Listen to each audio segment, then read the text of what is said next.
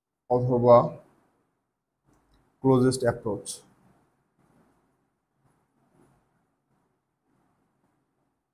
এই তিন ধরনের ম্যাথ আসতে পারে, দেখবো আমরা কি কোনটা কোন ধরনের ম্যাথ। আরেকটা আসে যেটা হচ্ছে বৃষ্টির অঙ্ক আসে, রেইন প্রবলেম, কোন দিকে ছাতা ধরবো কি ধরবো না, তো এই ধরনের আসে। তো এইটা এই চ্যাপ্টারে ইম্পর্টেন্ট, বাট এটা হচ্ছে অ্যাডমিশনের জন্য বেশি ইম্পর্টেন্ট, আর এইটা হচ্ছে তোমার বোর্ডের জন্য বেশি ইম্পর্টেন্ট প্লাস অ্যাডমিশনের জন্য ইম্পর্টেন্ট। এটা হচ্ছে খুব আসে বৃষ্টির অঙ্ক। তো আজকের লেকচারে আমরা এইটুক দেখবো, নেক্সট লেকচারে এই বৃষ্টির অঙ্কের উপরে পুরো একটা লেকচার থাকবে আমাদের। হ্যাঁ, এটা মনে হয় লেকচার 6, তাহলে লেকচার 6 এটার উপরে, লেকচার 7 হচ্ছে এটার উপরে থাকবে। হ্যাঁ, ওকে, এখন আমরা হচ্ছে এই চ্যাপ্টারের মেইন মানে এই টপিকের মেইন প্রবলেমগুলো সলভ করব। তো সবাই হচ্ছে হেডিং নোট করতেছো তো, তাই না? ওকে, তো আমরা ম্যাথ ম্যাথ দেখতে দেখতে প্রবলেম সলভ করব। তো কোশ্চেন 1 হচ্ছে বলা আছে আমাদের এটা একটা ব্যক্তি, এটা একটা ব্যক্তি, এদের মধ্যবর্তী দূরত্ব হচ্ছে 100 মিটার, এর বেগ এইদিকে 10 মিটার পার সেকেন্ড, এর বেগ এইদিকে 20 মিটার পার সেকেন্ড। এখন বলা হচ্ছে এরা এদিকে সমবেগে যাচ্ছে, এই ব্যক্তি এদিকে সমবেগে যাচ্ছে, ও এদিকে 20 মিটার পার সেকেন্ড সমবেগে যাচ্ছে। ওকে, তাহলে বলো তো এ কখন একে কি ধরতে পারবে? চিন্তা করতো না, জীবন ধরতে পারবে না, এদের মধ্যবর্তী ডিস্টেন্স সবসময় বাড়তেই থাকবে। আমার কোশ্চেন এখানে ডাটাটাই উল্টা দিছি আমি, ইচ্ছা করে না, আসলে ভুল করে দিছি। এবার ঠিক আছে। হ্যাঁ, এবারে একে ধরার চান্স আছে। তো কোশ্চেনটা এমন হবে যে তারা কতক্ষণ পর তারা মিলিত হবে, বা এই ব্যক্তিটা কখন একে ধরতে পারবে, বা এই যে পুলিশ কখন চোরটিকে ধরতে পারবে, বা এই ব্যক্তি কখন বি ব্যক্তিকে ধরতে পারবে, এরকম। হ্যাঁ, তো অঙ্কটা আমরা 9-10 করছি এর আগে এই ধরনের অঙ্ক। তো আমি সলভ করি, দুইভাবেই সলভ করবো। একটা হচ্ছে প্রথমে মেথড 1, 9-10 মেথডই করবো। ধরো আমরা রিলেটিভ ভেলোসিটির কনসেপ্ট বুঝি না, মেথড 1 হচ্ছে 9-10 মেথড। তাইলে 9-10 মেথডে কিভাবে করবো? যেহেতু দুজনের ত্বরণ নেই, তো প্রথম ব্যক্তির জন্য হচ্ছে সরণের সূত্র S1 ইকুয়ালস টু U1T। দ্বিতীয় ব্যক্তির জন্য সেম ফর্মুলা, যেহেতু ত্বরণ নেই, হাফ AT স্কয়ার তো থাকবেই না, এখানকার হাফ AT স্কয়ার এটা তো পুরো জিরো, কারণ ত্বরণ শূন্য। তো এর জন্য হচ্ছে ধরলাম U2T। দুজনের তো হচ্ছে টাইম তো সেম হবে, দুজনে এইখান থেকে টি টাইম পর একসাথে মিলিত হয়েছে। ধরো টি টাইম পরে দুজনে এখানে এক জায়গায় মিলিত হয়েছে, এইকে ধরছে, এই যে এখানে দুজন ব্যক্তি এখানে মিলিত হয়েছে। হ্যাঁ, তো এখানেও তো হাফ AT স্কয়ার লেখার দরকার নেই, এটা তো জিরো হচ্ছে। ওকে, কিন্তু S1 আর S2 কি সেম না? প্রথম ব্যক্তি, এটা যদি আমি ব্যক্তি 1 ধরি এবং একে যদি ব্যক্তি 2 ধরি, তাহলে প্রথম ব্যক্তি এক্সট্রা কিছু পুরো এক্সট্রা 100 মিটার ডিস্টেন্স ট্রাভেল করছে না, এখানে এ আর বি দুজন এখানে আছে, তাই না? প্রথম ব্যক্তি জন্য পুরো ডিস্টেন্সটা হলো S2 হচ্ছে কি, তাই আমি এখানে বলতে পারি না S1 equals to S2 plus 100, এই যে এটুকু S2 আর এই পুরোটা হচ্ছে S1। হ্যাঁ, তাহলে S1 equal to S2 plus 100। ওকে, তাহলে U1T equals to U2T plus 100। হ্যাঁ, তাহলে U1 কত ছিল? 20 গুণন T ইকুয়ালস টু 10 গুণন T প্লাস 100। তাহলে এখানে আসে 10T equals to 100, T equals to 10। ওকে, ঠিক আছে, সলভড। এটা ছিল আমার কি, তাহলে 10 সেকেন্ড পরে এটা মিলিত হবে। এখন যদি বলে কত দূরে মিলিত হবে, এটা তো 9-10 কোশ্চেন পারবে, যে এখানে একটা মান বসে দিলে হবে।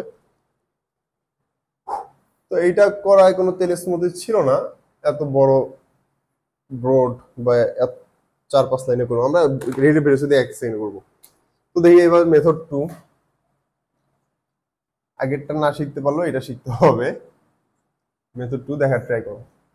তো এখানে কি হচ্ছে, আমরা রিলেটিভ ভেলোসিটি কনসেপ্ট অ্যাপ্লাই করবো, দেখুন যেটা শিখলাম। আচ্ছা, এইভাবে চিন্তা করা যায় না যে আমি প্রথম ব্যক্তিটাকে যদি স্থির চিন্তা করি, তাহলে প্রথম ব্যক্তিটা কি দেখবে, দ্বিতীয় ব্যক্তিটা তার কাছে আসতেছে, স্বাভাবিক না? ধরো তুমি একটা বাসে যাচ্ছ, তখন তোমার সামনের গাড়িটার স্পিড তোমার গাড়ির থেকে কম, তখন মনে হয় গাড়িটা তোমার কাছে আসতেছে, তাহলে কাছে আসতেছে একসময় এর সাথে মিলে যাবে, তাহলে তখনই ধরতেছে। তাহলে আমি কি এর সাপেক্ষে রিলেটিভ ভেলোসিটি বের করতে পারি না? তাহলে রিলেটিভ ভেলোসিটি কত আসতেছে প্রথম ব্যক্তির সাপেক্ষে যদি করি আমরা, তাহলে দ্বিতীয় ব্যক্তি থেকে প্রথম ব্যক্তির বেগ বিয়োগ করবো, তাহলে 10 I cap minus 20 I cap equals to minus 10 I cap. তাহলে প্রথম ব্যক্তি দেখবে এর দিকে 10 বেগে এইদিকে আসতেছে, 10 বেগে এইদিকে ছুটতেছে। ওকে, ঠিক আছে, এটা রিলেটিভ ভেলোসিটি। ওকে, তাহলে এই দ্বিতীয় ব্যক্তির এর সাপেক্ষে দ্বিতীয় ব্যক্তির বেগ কত? 10, তাই না? তাহলে আমি এখানে যদি বলি যে তাহলে দ্বিতীয় ব্যক্তির বেগ যেটা ইউ2 বলতেছি এটা কত? 10। এবং দ্বিতীয় ব্যক্তির অতিক্রান্ত দূরত্ব কত? সরণ, এই যে একটু দূরত্ব অতিক্রম করছেন এই ব্যক্তির এখান থেকে আসছে। তো দ্বিতীয় ব্যক্তির সরণ একে যদি আমি S2 বলি, আমার ইচ্ছা মতন মান দিচ্ছি, মানে ইউ2 S2 দিচ্ছি। তাহলে দ্বিতীয় ব্যক্তি, প্রথম ব্যক্তি কি দেখলো? দ্বিতীয় ব্যক্তি 10 বেগে 100 মিটার গেছে। তাহলে টাইম কত দ্বিতীয় ব্যক্তির দ্বারা? টাইম কি? S ভাগ V, যেটা বা S2 বা U2। তাহলে 100/10 = 10 সেকেন্ড। এই যে দেখছো, এখন এখানেও তো অনেক কিছু লেখা লাগলো, বাট তুমি যখন এক্সপার্ট হবা তুমি ডাইরেক্ট এই লাইনটা লিখবা। তুমি জানো যে রিলেটিভ ভেলোসিটি 10, মধ্যবর্তী ডিস্টেন্স 100, তাহলে 100/10 10 সেকেন্ড, একবারে হয়ে যাচ্ছে এইভাবে। তো ম্যাথটা সবাই তুলে নাও, ইজি, একদম ইজি সলিউশন। এবার পরে ম্যাথে যাবো আমরা। উফ,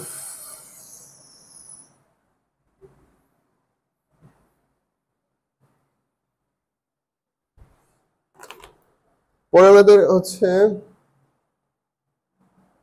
উম, উম, উম, উম, উম,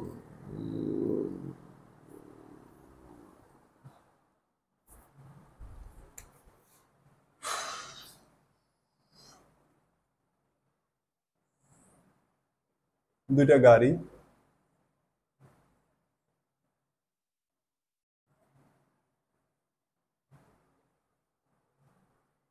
তো এই গাড়িটাও স্থির আছে, রেস্টে আছে, এও স্থির আছে, রেস্টে আছে, হ্যাঁ। এদের মধ্যবর্তী ডিস্টেন্স হচ্ছে 1000 মিটার। ওকে,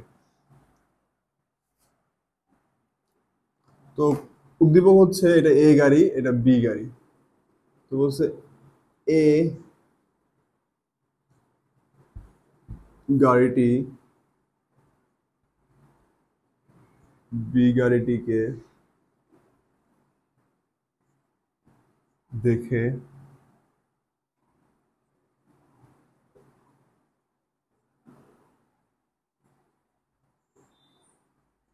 five metre per second square ত্বরণে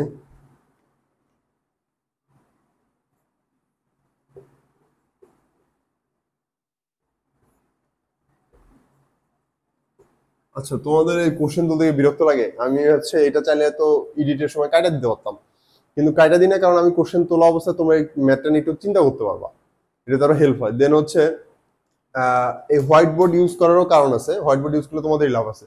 যদিও আমি টাকা কম দেখে ইউজ করি, আমি গরিব মানুষ, আমার ডিজিটাল বোর্ড কেনার টাকা নেই, কিন্তু হচ্ছে হোয়াইট বোর্ডের সুবিধা হয় কি, তোমার ডিজিটাল বোর্ডের থেকে হোয়াইট বোর্ডে হচ্ছে পড়াশোনাটা মাথায় ভালো ঢুকে। তুমি খেয়াল করবা যে এমআইটির লেকচারগুলো, ওদের তো টাকার অভাব নেই, ওরা পর্যন্ত হচ্ছে ব্ল্যাক বোর্ডে ক্লাস নেয়, চকের মাধ্যমে। তো এই হোয়াইট বোর্ডে বা ব্ল্যাক বোর্ডে যেগুলোতে লেখা লাগে, সেগুলোতে স্টুডেন্টের সাথে ইন্টারাকশনটা ভালো হয়। আর তোমার তো আলটিমেটলি খাতায় পরীক্ষায় অ্যান্সার করতে হবে, খাতায় লিখে আসতে হবে তুমি। হ্যাঁ, তোমার ডিজিটাল টিভিতে যেগুলোতে ক্লাস হয় ওগুলোতে হচ্ছে তোমার ভিজুয়ালাইজেশন ভালো হয়, বাট এখানেও তোমার ভিজুয়ালাইজেশন যে খারাপ হবে এমন নয়। আর এক্সামে এইভাবে দেখলে আরো হেল্প হয়, নিজে নিজে তুলতেছো তুমি, হচ্ছে ডিজিটাল বোর্ডে হয় কি পিডিএফ দিয়ে দেয়, তো ওইভাবে নিজের লেখাও হয় না। এখানে তোমার নিজে নিজে নোট করে নিতে হচ্ছে, তোমার হেল্প হয় অনেকটা, পড়াটা আরো ভালো হয়। তো এই গাড়িটি বি গাড়িটিকে দেখে 5 মিটার ত্বরণে স্থির অবস্থান হতে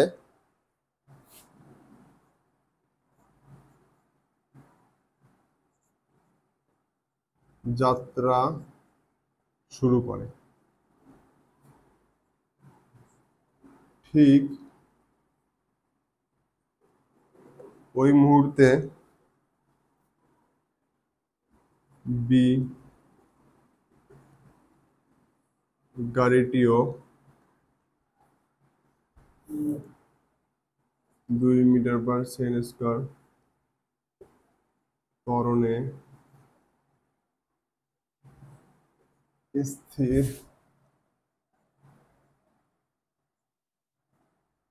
অবস্থান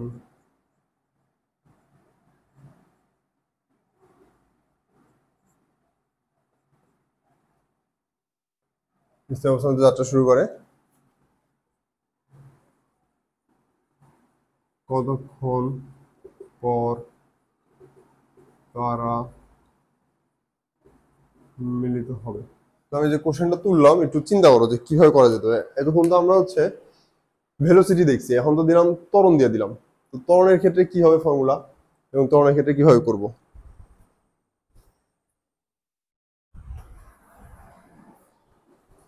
তো ত্বরণের ক্ষেত্রেও সূত্র সেমই, relative acceleration A relative equals to A object minus A observer. এটাই ত্বরণের ক্ষেত্রে সেম ফর্মুলাই অ্যাপ্লাই করতে হবে, যেমন ভেলোসিটি ফর্মুলা তো এক্সিলারেশনের ফর্মুলা। দেন তো প্রথমে এটা হচ্ছে আগে 19 এর নিয়মে করি, তাহলে মেথড ওয়ান। তাহলে মেথড ওয়ান কি, 19 এর নিয়মে করব। ওকে, তাহলে ধরলাম যে এরা দুইজন হচ্ছে একটা নির্দিষ্ট দূরে, যে কিছু দূরে যা মিলিত হচ্ছে। তাহলে প্রথম ক্ষেত্রে, প্রথম গাড়ির ক্ষেত্রে উভয় তো লিখি না যে আমরা ধরি উভয় টি সময় পরে যা মিলিত হয়। তাহলে টি সময় পর মিলিত হইলে প্রথম বস্তুটার ক্ষেত্রে হচ্ছে ইয়া হবে, যেহেতু রেস থেকে শুরু করছে তাহলে জাস্ট কিছুই না, half A T square, A one T square. এবং দ্বিতীয় বস্তুর ক্ষেত্রে সমান হচ্ছে half A two T square. হ্যাঁ, দেন আমি এখানে বলতে পারি S one equals to S two plus 1000। Then half গুণন এ ওয়ান এর মান কত, 5 গুণন T square equals to half গুণন 2 গুণন টি স্কোয়ার প্লাস এটা। দেন এখানে হচ্ছে 2.5 টি স্কোয়ার মাইনাস টি স্কোয়ার হচ্ছে 1.5 টি স্কোয়ার, দেন 2.5 টি স্কোয়ার টি স্কোয়ার। এখান থেকে তুমি টি এর মানটা বের করতে পারবা, সেটা হচ্ছে তোমার রুট ওভার 1/1000 বাই 1.5। এটা ক্যালকুলেশন করে নেও। হ্যাঁ, তাহলে এটা হচ্ছে তোমার 19 এর নিয়মে করলাম। এবার হচ্ছে আমরা ইন্টারমিডিয়েটের নিয়মে করবো, মানে হচ্ছে রিলেটিভ ভেলোসিটির নিয়ম। 19 নিয়ম আর ইন্টারমিডিয়েট নিয়ম তো বলে তো কোনো কথা নাই, মানে এখন দেখবো আমরা রিলেটিভ ভেলোসিটির নিয়ম এটা কেমনে করি। মেথড 2, সেটা হচ্ছে রিলেটিভ ভেলোসিটি। তাই না, আমি একে রেস্টে ধরবো, একে আমি রেস্টেই রাখবো, মানে এর সাপেক্ষে হলো রিলেটিভ গতি, মানে রিলেটিভ মোশনটা বের করবো। ওকে, তো এর সাপেক্ষে রিলেটিভ মোশনে তো থাকবে acceleration, relative acceleration. Relative acceleration কত হবে, যদি একে আমি হচ্ছে অবজারভার ধরতেছি আর একে অবজেক্ট, তাহলে অবজেক্ট মাইনাস অবজারভার, তাহলে অবজেক্ট কত, 2 I cap minus 5 I cap, তাই না, মাইনাস 3 আই ক্যাপ। তাহলে এ কিন্তু দেখবে এই তিন ত্বরণের দিকে আগাচ্ছে। হ্যাঁ, ওকে, এবং আদিবেগ কত, এর শূন্যই ছিল। তাহলে সেম এবার distance S equals to formula কত, যেহেতু আদিবেগ রিলেটিভ ইনিশিয়াল রিলেটিভ ভেলোসিটি, ধরো এটাকে আমি বললাম যে হচ্ছে ইউ রিলেটিভ। তাহলে এটা তো 0 মাইনাস 0, দেন 0ই আসতেছে। তাহলে রিলেটিভ ডিস্টেন্স ইকুয়ালস টু কি, এই যে ফর্মুলাটা কিভাবে লেখা যায় না, relative distance equals to relative velocity গুণন টাইম প্লাস হাফ গুণন এ রিলেটিভ গুণন টাইম স্কয়ার। সব এখানে S relative, U relative, A relative. Time তো রিলেটিভ হয় না, টাইম তো সবার জন্য সেম। তাহলে এদের ভিতরে রিলেটিভ ডিস্টেন্স কত ছিল, 1000। হ্যাঁ, এটা তো 0, যেহেতু দুজনই রেস্টে ছিল initially. Then half A relative, half A relative এর মান কত, মান নিচ্ছে আমি জাস্ট। আচ্ছা, যদি এইটার ক্ষেত্রে অ্যাপ্লাই করতাম তাহলে এটা মাইনাস হইতো, এই যে আচ্ছা আমি যদি এর ক্ষেত্রে যদি অ্যাপ্লাই করতে তাহলে এটা মাইনাস নিলাম, যদি পিছনের দিকে যাচ্ছে। এবং ত্বরণের মান কত, -3 T square. Then T equals to কত আসতেছে, ওই সেম রুট ওভার 1/17,000 বাই 1.5, এরকম কিছু একটাই আসবে, বা হচ্ছে 2000 বাই, এখানে করলে আসবে রুট ওভার 2000 বাই 3, এটা আসতেছে, ওই সেম ভ্যালুটাই আসবে। হ্যাঁ, তো বুঝলাম তো কি করতেছি আমি, যে এইভাবে সূত্র দেওয়া করতে পারতাম, বা আমি যদি এটা হচ্ছে এস টুর ক্ষেত্রে আমি অ্যাপ্লাই করছি, যে এস টু অবজেক্টের ক্ষেত্রে ডিস্টেন্স হচ্ছে -1000, যেহেতু পিছনে দিয়ে গেছে। আর S two object, S two না তো বি অবজেক্টটা যে দূরত্ব অতিক্রম করছে সেটা কত, 1000, আর মাইনাস কেন, কারণ উল্টা দিকে এক্স অক্ষে। আর ত্বরণ -3, কারণ কি উল্টা দিকে। আর বেগ কত ছিল, ইনিশিয়ালি 0 ছিল। ওকে, তাহলে এই অঙ্কটা গেল, ইজি না, একদম ইজি। তাহলে আমরা রিলেটিভ ভেলোসিটি দেখলাম, রিলেটিভ এক্সিলারেশনও দেখলাম। এবার উভয়ের কম্বিনেশন একটা দেখি।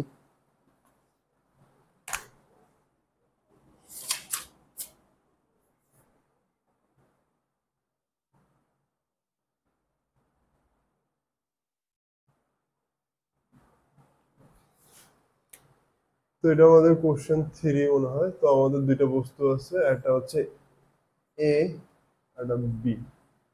তো এ ছিল রেস্টে, স্থির ছিল, আর এ হচ্ছে তোমার 1 মিটার/সেকেন্ড সমবেগে গতিশীল ছিল।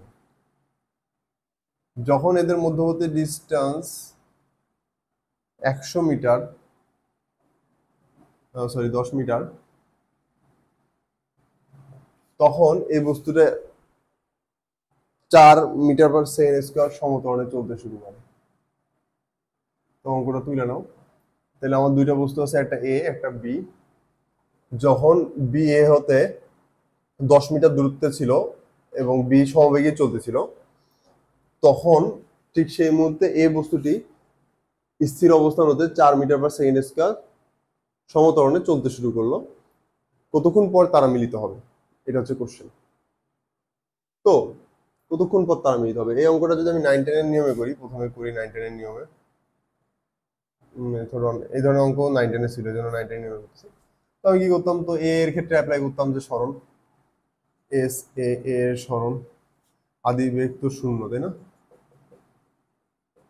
এটা তো 0, এ 0, এ দিলাম, কিন্তু এই যে এ এ এর বেগ, হ্যাঁ।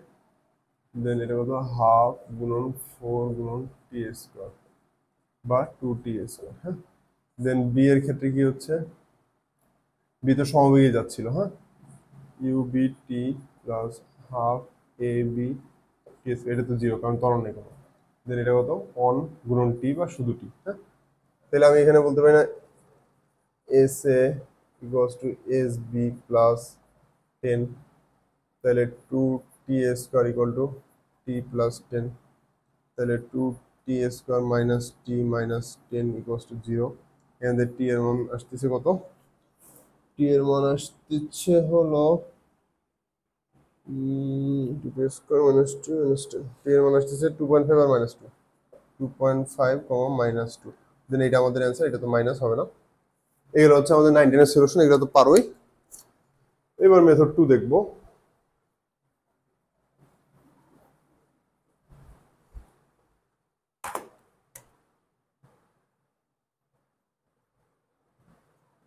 যেটা হচ্ছে ইন্টার। আচ্ছা, এখন দেখো এদের ভিতরে রিলেটিভ ভেলোসিটি কত, ইউ রিলেটিভ, যেটা আদিবেগের রিলেটিভ, যেটা এর তো আদিবেগ 0। আমি একে এর সাপেক্ষে করবো, হ্যাঁ। তার মানে একে আমি অবজারভার বানাইলাম আর একে অবজেক্ট বানাইলাম। তো যদি একে অবজারভার বানাই, তাহলে অন আই ক্যাপ মাইনাস 0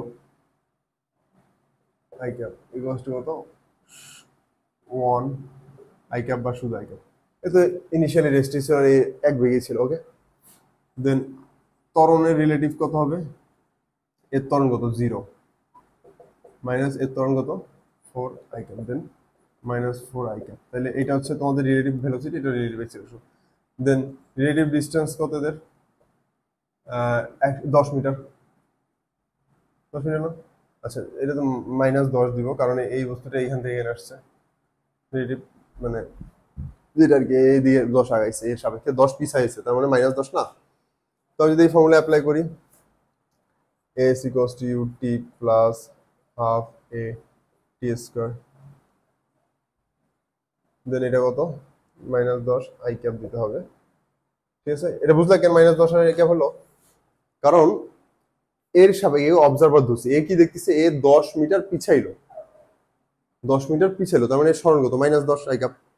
ওকে, দেন আমি জাস্ট এখানে হচ্ছে আই ক্যাপ যে ক্যাপ না বসাই, যদি মানটা বসাই, তাহলে -10 ইকুয়ালস টু ইউ টি,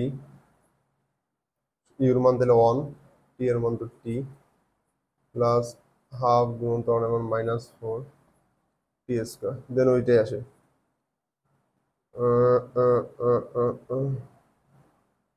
এটাই ছেড়ে গেলে কত আসে, 2t square minus T minus 10 equals to 0, then T equals to কত, 2.5 -2।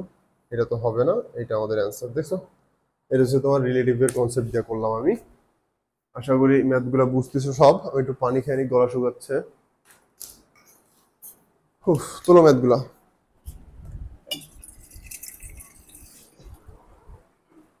ইজি না একদম? আমাদের আরো অনেকগুলো ম্যাথ দেখবো, ইম্পর্টেন্ট ইম্পর্টেন্ট ম্যাথ, এর থেকেও ইম্পর্টেন্ট ইভেন কঠিনও ম্যাথগুলো, যেগুলো হচ্ছে খুব কম বই আছে এইসব ম্যাথ।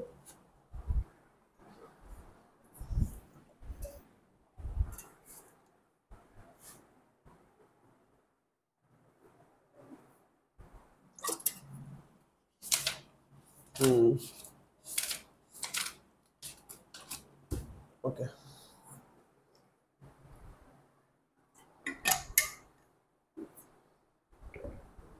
আচ্ছা, ফিজিক্সের বেসিক ক্লিয়ার করার জন্য একটা ভালো বুদ্ধি কি জানো? প্রত্যেকটা ম্যাথ যত অল্টারনেট ওয়েতে করা যায় করা ট্রাই করবো। আমি দেখছি এগুলো দুই ভাবে করা ট্রাই করতেছি, মেথড ওয়ান মেথড টু। এর বাইরেও যদি কোনোভাবে করা যায়, আমার আইডিয়া করা যায় থাকতে পারে, বাট চিন্তা করবা যে কোনো অল্টারনেট ওয়ে আছে কিনা। তো তুমি যেই ম্যাথের দুইটা অল্টারনেট ওয়ে জানো, ওই ম্যাথ কিন্তু তুমি পুরোপুরি ভালোভাবে পারো ওই ম্যাথ। তুমি খেয়াল করো, তুমি যেগুলো হচ্ছে দুই ভাবে করতে পারো যে অঙ্কগুলা, তার মানে ওই অঙ্কের একদম তোমাদের বেসিক ক্লিয়ার না। একদম ওই অঙ্কটা যখনই দেওয়া তুমি করতে পারবা। তো এটা মাথায় রাখবো যে তুমি প্রত্যেকটা কিছু অল্টারনেট ওয়ে খোঁজার ট্রাই করবো, যে অল্টারনেট কোনো সলিউশন থাকতে পারে কিনা। নেক্সট কোশ্চেন, এটা কোশ্চেন 4 নাকি 5 মনে নেই, যাই হোক তোমরা দিয়ে নাও। তো কোশ্চেন হচ্ছে, এটা পুরো 9-10 বইয়ের অঙ্ক। দুটি কণা 12 মিটার/সেকেন্ড বেগে ও 20 মিটার/সেকেন্ড বেগে 120 ডিগ্রি কোণে কোনো বিন্দুকে, উফ গরম, অতিক্রম করে। 4 সেকেন্ড পর তাদের মধ্যকার দূরত্ব কত? ম্যাথটা একটু চিন্তা করো, আমি ফ্যানটা অন করি।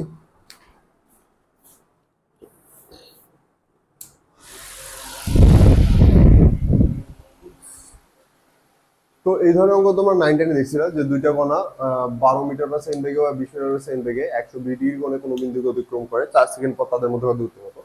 তো চিত্রটা আমি ড্র করি। ধরো একটা বিন্দু আছে, এই বিন্দু থেকে একটা দুইটা কণা বের হয়েছে, একটা এদিকে গেছে ধরো,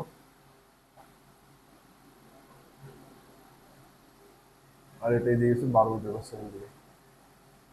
তাহলে এদের মধ্যকার দূরত্ব, এই যে ডিস্টেন্সটা, এটা কত জিজ্ঞেস করা হয়েছে। কতক্ষণ পর? 4 সেকেন্ড পর। এটা কত? 120 ডিগ্রি। তাহলে এই সরণটা কত?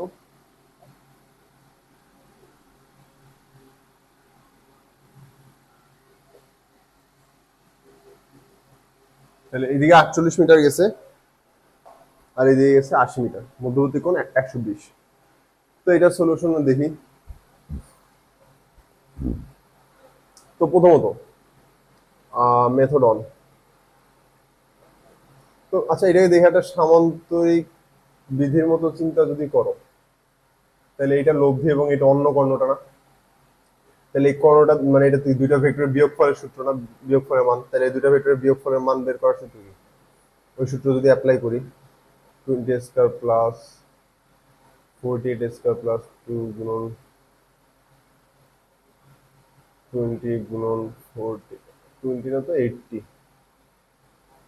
2 গুণন 80 গুণন 48 গুণন cos 180 মাইনাস 120, এটা করলে একটা এটা অ্যান্সার চলে আসবে। হ্যাঁ, তো এইভাবে করতে পারি। এটা হচ্ছে তোমার তাহলে কি, আমরা ওই যে সামান্তরিক বিধির ওই কনসেপ্ট অ্যাপ্লাই করলাম, যে এটা দেখলাম যে আচ্ছা এটা তো সামান্তরিক বিধির মতো হচ্ছে, যে যেহেতু এইটা একটা ভেক্টর, এইটা একটা ভেক্টর, তাহলে এই এই ভেক্টরটার মানটা হচ্ছে এদের বিয়োগফল, তা আমাদের বিয়োগফলের মানটা বের করলাম। এটা হচ্ছে মেথড অন। দেখছো, এইভাবে আমি চিন্তা করতে পারি। দেন মেথড টু, এটাকে আবার কিভাবে চিন্তা করতে পারি? মেথড টু আমরা এটাকে এইভাবে চিন্তা করতে পারি, চিত্রটা মিশাইলাম, মিশে সুন্দরভাবে ড্র করি। এদিকে গেছে 80, এদিকে গেছে 48, এটা আমার চাইছে। আচ্ছা, আমি এখানে একটা লম্ব নিতে পারি, পারপেন্ডিকুলার ড্রপ নিতে পারি। ওকে, দেন এটা যদি আমার 48 হয়, এই কোণটা যদি 120 হয়, তাহলে এই কোণটা 60। আচ্ছা, এই কোণটা 60 হলে এটা কত? 48 cos 60, আর এটা হচ্ছে 48 sin 60। দেন আমি এই বাইরের ত্রিভুজটার ক্ষেত্রে পিথাগোরাস অ্যাপ্লাই করতে পারি না? তাহলে এই ডিসটেন্সটাকে যদি আমি ডি বলি, অতিভুজ যেটা, D square equal to root over ভূমি স্কোয়ার প্লাস লম্ব স্কোয়ার, না ভূমি কত? 80 plus 48 cos 60 square plus 48 sin 60 square. এটা একটা সলিউশন হইতে পারে, ঠিক আছে? ওকে, এইভাবে চিন্তা করে আমরা একটা সলিউশন বের করতে পারি। দেন আরেকটা সলিউশন হয় ত্রিভুজের কোসাইন সূত্র নামে একটা সূত্র আছে। ধরো আমার একটা ত্রিভুজ দেওয়া আছে এরকম, তো এটা এ কোণ, এটা বি কোণ, এটা সি কোণ। এ কোণের বিপরীত বাহু এ বাহু, বি কোণের বিপরীত বাহু বি বাহু, সি কোণের বিপরীত বাহু সি বাহু। দেন আমাদের একটা ফর্মুলা আছে এরকম যে এই কোণটা যদি আমি জানি, এই কোণ সি এর মানটা যদি জানি, দেন আমি একটা ফর্মুলা লিখতে পারি cos c equal to a square plus B square minus C square by 2ab। এই ফর্মুলা অ্যাপ্লাই করতে পারি।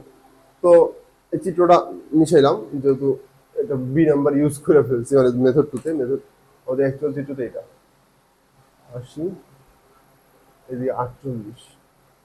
দেন এই ত্রিভুজের আমি কোন কোনটা জানি, এই কোনটা জানি, হ্যাঁ, এটাকে আমি সি কোণ ধরতে পারি, এটা এ ধরতে পারি, এটা বি ধরতে পারি।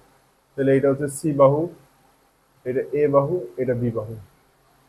দেন এখানে আমি যদি এই সূত্রটা অ্যাপ্লাই করি, তাহলে কি হবে? cos 120 equals to A square plus B square minus C, যেটাকে আমি ডি ধরতেছি, সি বাহু যেটাকে, হ্যাঁ, ডি স্কোয়ার বাই 2 গুণন 80 গুণন 48। এটা একটা সলিউশন, এখান থেকে তোমার ডি এর মানটা চলে আসবে, হ্যাঁ। এই গেল কয়টা সলিউশন আমাদের? 3টা মেথড। এটা হচ্ছে তোমার মেথড 3 ছিল আমার। এবার মেথড 4 দেখবো, যেটা হচ্ছে রিলেটিভ মোশনের মেথড বা রিলেটিভ ভেলোসিটির কনসেপ্ট।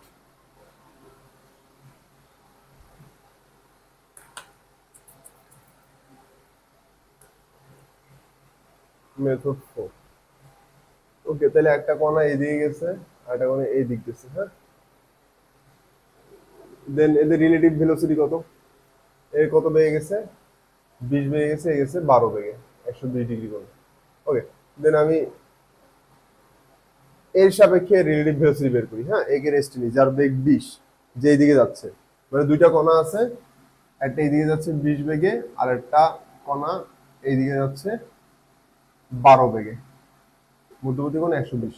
এর সাপেক্ষে রিলেটিভ ভেলোসিটি যদি বের করতে চাই, দেন এখানে রেক্ট্যাঙ্গুলার করতে পারি, পোলার করতে পারি। পোলারই করি, পোলার করা ইজি মনে হচ্ছে। তাহলে আমি কাকে রেস্টে নিব? আমি একে রেস্টে নিলাম, একে স্থির করতেছি আমি, হ্যাঁ, একে রেস্টে নিচ্ছি, এর সাপেক্ষে এটা করছি।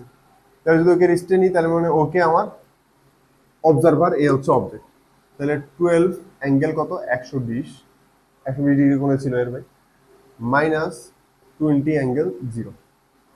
এটা যদি আমি ক্যালকুলেটর মারি, দেখি একটু ক্যালকুলেটর মাইরে দেখি কত আসে। আচ্ছা, ক্যালকুলেটর মারাটা তোমাদের একটু দেখাই কেমনে করবা। দেখতে পাচ্ছ কি? আশা করি দেখতে পাচ্ছ। তো যে ক্যালকুলেটর অন করলাম, অন করার পরে আমরা শুরুতে কি করব? এটা হোমে যাব, হোমে যায় কমপ্লেক্স, হয়ে গেল কমপ্লেক্স, এই যে কমপ্লেক্স, কমপ্লেক্স ফরম্যাটে যায় ওকে টিপবো, ওই যে ওকে টিপলাম, ওকে, হ্যাঁ। তার মানে এখন কমপ্লেক্স ফরম্যাট সিলেক্ট করা হয়েছে। এই ধরনের ক্যালকুলেশনগুলো করতে কমপ্লেক্স ফরম্যাটে যেতে হয়। তো আমি তুলবো প্রথমটা, এই যে 12 অ্যাঙ্গেল অলরেডি। তো অ্যাঙ্গেল চিহ্নটা পাবো যে ক্যাটালগে চাপ দিলে কমপ্লেক্স লেখা আসতেছে, এই যে কমপ্লেক্সে আবার ওকে করবো, ওকে করলে এই যে অ্যাঙ্গেল চিহ্নটা পাচ্ছি। তো তুললাম 120, এই যে ডিগ্রিতেই আছে ক্যালকুলেটর, ডিগ্রি মোডেই আছে, এই যে ডি লেখা আছে না, ডিগ্রি মোডেই আছে। তো আমি যে 120 ডিগ্রিতেই তুলছি, মাইনাস 20 অ্যাঙ্গেল 0। তো 0 অ্যাঙ্গেলটা যদি আমি না তুলি তাও সমস্যা হয় না, বাট তাও তুললাম। তাহলে এদের অ্যান্সার কত আসছে? এইরকম কিছু আসলো। আচ্ছা, তো এটা হচ্ছে তোমার রেক্ট্যাঙ্গুলার অ্যান্সার আসছে। তো আমি তো রেক্ট্যাঙ্গুলার চাই না, আমি পোলারই চাই। তো পোলারই করলে আবার এই যে ফরম্যাট বাটন টিপলে তোমার এখানে দেখো পোলার কোঅর্ডিনেট আসছে, যে পোলার। তার মানে আমার 28 হচ্ছে রিলেটিভ ভেলোসিটি এবং বেগ কত? 158.21। দেন কত আসে এটা 28, তার মানে কারেন্ট চলে গেল। আচ্ছা, তো তার মানে হবে কি, এই এই বস্তুটা এ দেখবে, মানে এ দেখবে এ হচ্ছে 28 বেগে 158 ডিগ্রি কোণে যাচ্ছে, কিন্তু অ্যাকচুয়ালি যাচ্ছিল কত 120 ডিগ্রি কোণে, কিন্তু দেখবে 158 ডিগ্রি কোণে। ওকে, তাহলে এটা হচ্ছে তোমার রিলেটিভ ভেলোসিটি। তাহলে একে যদি আমি হচ্ছে তাহলে 4 দ্বারা গুণ করি, তাহলে আমি ডিস্টেন্স পেয়ে যাবো। তাহলে 28 × 4 কত আসে, 28 × 4 করি, গুণন 4, 104। এটা হচ্ছে আমাদের মেথড 4। তো কারেন্ট চলে যাওয়ার কারণে আজকে এই পর্যন্তই থাক। আমি হচ্ছে কারেন্ট আসলে এখান থেকে কন্টিনিউ করবো। ওকে।